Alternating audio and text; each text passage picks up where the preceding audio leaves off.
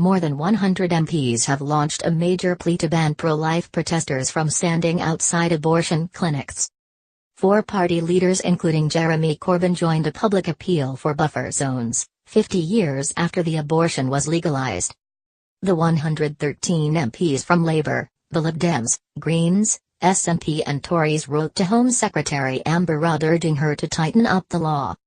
Labour MP Rupa Hugh, who led the letter, warned protesters are targeting individual women and shouting murderers. Others are waving placards of aborted fetuses and filming women on Facebook live streams, including in Ms Rudd's own constituency of Hastings and Rye, she wrote.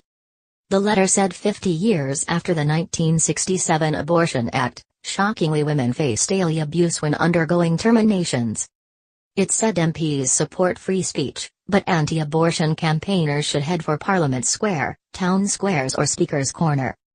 The MPs called for a new law that would go further than existing powers, which force women to call the police and agree to speak in court before they can report harassment. They added, the women accessing clinics are not seeking debate, they are trying to make their own personal decision about their own pregnancy. Ms Hugh's local council, Ealing in West London, passed a groundbreaking motion earlier this month to ban protesters from standing outside abortion clinics. The town hall is now considering enacting a public space protection order, usually used to combat antisocial behavior like drinking, to disperse campaigners outside a Marie Stopes clinic.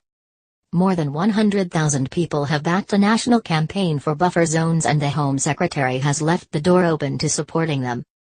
Ms Rudd said earlier this month that protests must not in any way be allowed to intimidate women and she was watching Ealing Council's situation with interest. In a boost to pro-choice campaigners, the Home Office last night Thursday, promised to carefully consider the important issues raised by the MPs and explore whether any further action is needed.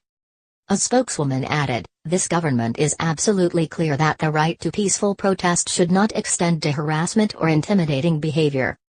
Protesters are subject to the law and all suspected criminal offenses should be robustly investigated and dealt with by the police.